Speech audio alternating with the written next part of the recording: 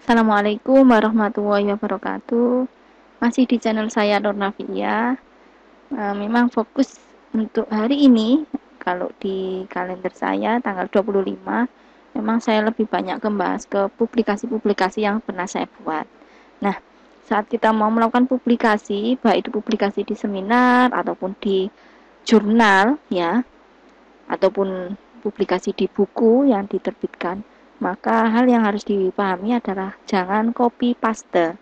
Itu menunjukkan bahwa kita tidak beretika, kita tidak mengikuti aturan larangan terkait plagiasi. Nah, plagiasi itu biasanya kelihatan kalau hasil copy paste ya, copy paste terus nanti muncul terblok hasil plagiasinya. Bisa dicek di channel saya pembahasan plagiasi seperti apa. Ada di video saya Nur Navia ya. Terus caranya agar kita tidak terplagiasi berarti harus membaca. Nah, sumber bacaan, saran saya, sumber bacaan yang saya rekomendasikan yaitu dari Scholar. Nah, ini ya, bisa dicek di sini nanti misalkan terkait apa. Ya, misalkan klasifikasi jenis tanaman misalkan. Nah, ini kita bisa cek di sini. Nah, kita cek, oh ternyata di profil saya tidak ada terkait jenis klasifikasi tanaman. Nah, terus atau bisa di mana lagi, yaitu di Mendeley. Mendeley, kita search di Google-nya, Mendeley.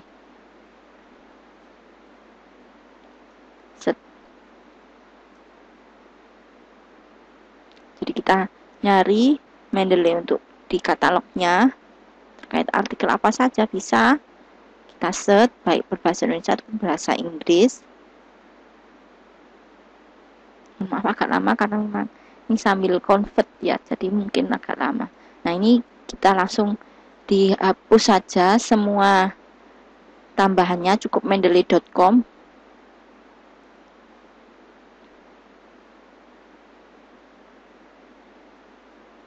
Masih proses, mohon maaf agak lama. Nah, gini, misalkan di sini klasifikasi jenis tanaman. Sudah.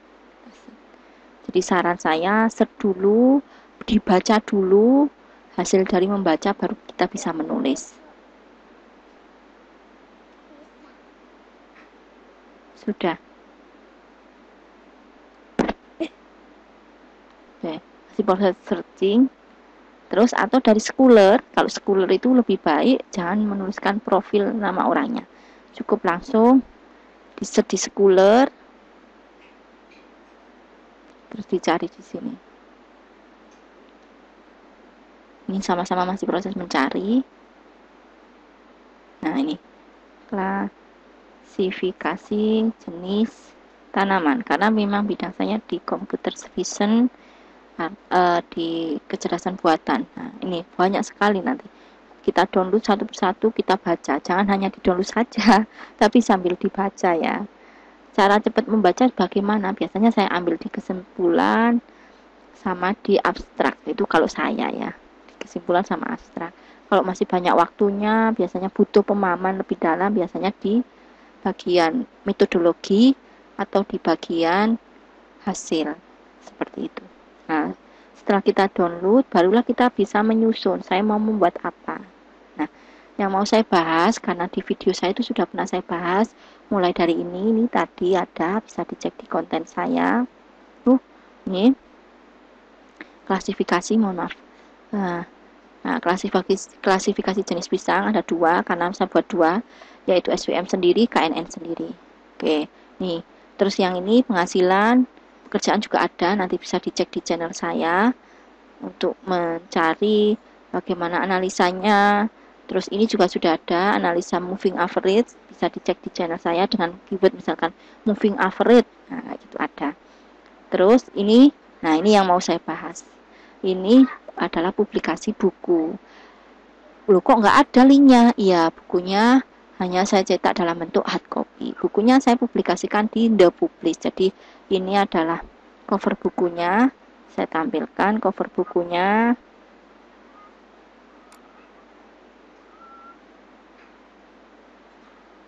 Ini kecilkan deh. Ini cover bukunya, akan tapi bukunya hanya ada dalam bentuk hard copy. Nah, isinya terkait apa? Nah, masih sama di video sebelumnya, insya Allah sudah saya bahas datanya seperti apa. Datanya itu saya share dalam bentuk Google Form, angket ya, dalam bentuk angket, saya share di Google Form, kemudian hasil data yang saya dapat itu sekitar 1000, ada 1000. Jadi mahasiswa yang KKN di kelompok saya download datanya dalam bentuk 1000. Loh, ini kok hanya sekian, ini sekitar 900. Ya, saya olah dulu data hasil kuesionernya seperti ini, terus saya olah dulu, kemudian dapatlah tinggal 900. Loh, kenapa kok diolah? Iya, ada beberapa yang orang isi itu ngawur, tidak sesuai peraturan, kan sudah saya kasih petunjuk. Nah, itu tidak sesuai, ada seperti itu, akhirnya harus diolah dulu. Nah, setelah saya olah, akhirnya dapatlah data sekitar 900-an, pokoknya 900 seperti ini. Jadi saya bahas di sini di bab 3-nya.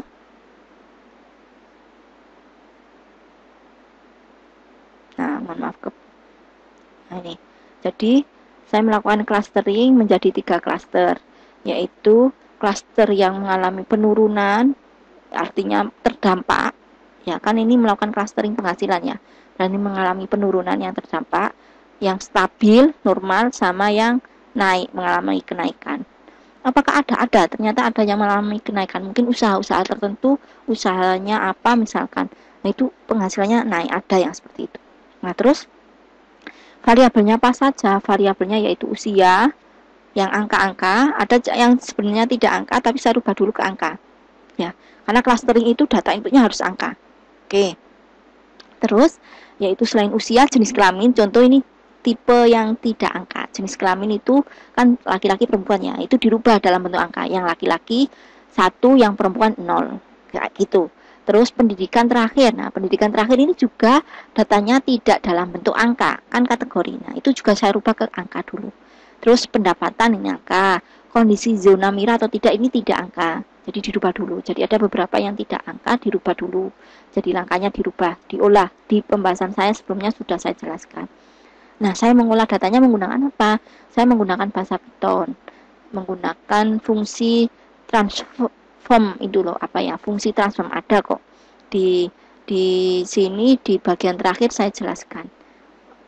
Mohon maaf saya bacakan. Nah, ini.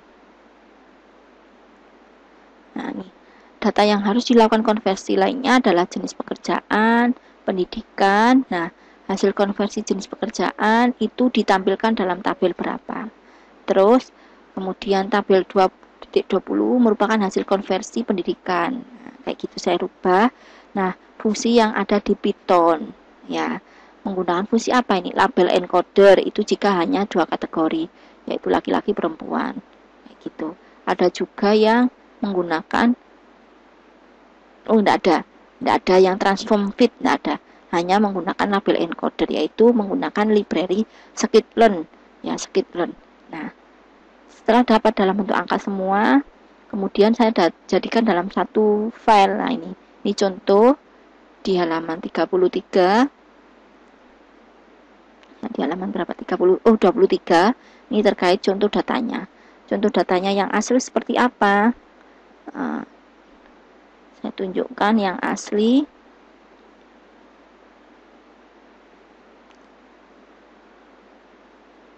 Nah, ini dalam bentuk data cluster, dalam bentuk math. Ini bisa dibuka kalau saya membuka MATLAB. Ya, saya buka dalam bentuk MATLAB.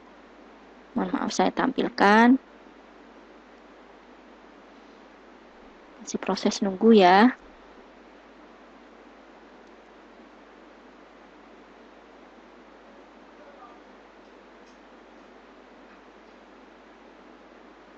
Oke, ini ya, ada 12 kolom, ini, terus datanya ada 967. Loh, kok berbeda dengan yang publikasi yang satunya? Ada saya publikasi yang di sini. Nah, ini analisa penghasilan, itu 990. Ya, ini karena kan beda data, saya gunakan beda data. Ini kan fokus ada berapa variabel 12 ini. Jadi akhirnya datanya hanya 967. Ya, 967. Terus saya lakukan clustering, di mana clusteringnya itu menggunakan 3 metode, yaitu KNN, SOM, sama Kamin. Maaf Kak, KNN, mohon maaf. Kamin, SOM, sama Fazi Kamin, Fazi Semin. Dimana toolnya baik menggunakan MATLAB ataupun R. Jadi yang ini data saya tampilkan kayak gini. Ini adalah data dari MATLAB ya, dari MATLAB. Saya jelaskan singkat sekali. Singkat. Dimana langkah melakukan training itu untuk menghasilkan centroid ya, untuk menghasilkan centroid. Terus saya jelaskan bahwa hasil klasternya kalau data dari proses programnya itu 949 itu yang mengalami penurunan. Nah, tapi pada saat saya dari hasil centroidnya terus saya tentukan sendiri itu 815 yang mengalami penurunan. Nah, 152 itu mengalami kenaikan dan yang stabil 0. Yang ini kenaikannya 5. Jadi 5 itu 5 baris ya. Loh kok berbeda ya? Mungkin hitungannya ada yang keliru ya, saya yang keliru mungkin. Nah, ini kalau menggunakan R. Di sini saya jelaskan juga data kalau dalam R itu disimpan dalam bentuk CSV. Terus kaminnya saya tentukan menggunakan 3 kelas ya. Tuh, jadi pada saat kita mau melakukan publikasi baik itu di buku, di jurnal ataupun di seminar, pahami dulu agar kita tidak terplagiasi. Jadi caranya jangan di copy paste, baca dulu artikelnya. Setelah selesai membaca baru kita nulis sesuai kalimat sendiri. Nah, kalau yang ini saya bukunya berapa plagiasinya? Ini plagiasinya saya tampilkan. Maaf tadi belum sempat saya tampilkan.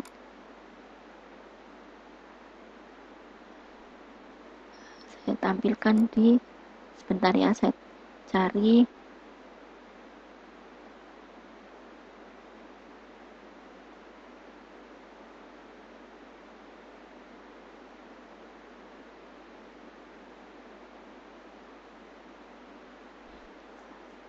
Saya lupa naruh. Seringnya kayak gitu. Jadi sudah saya cek plagiasinya. Tapi saya lupa naruh.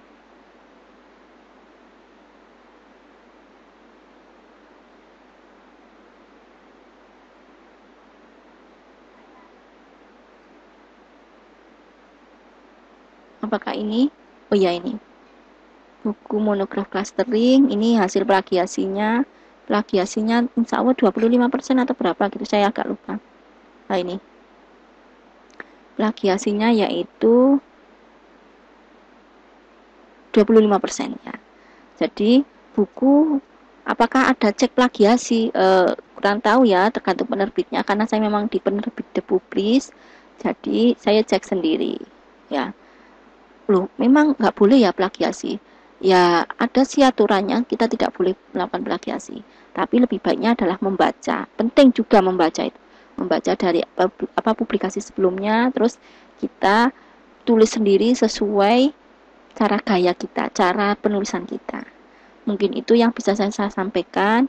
Jika saya ada ucapan, kalimat yang menyinggung atau kurang jelas atau lainnya, mohon maaf sebelumnya. Terima kasih yang sudah menonton, terima kasih yang sudah subscribe. Sekian, assalamualaikum warahmatullahi wabarakatuh.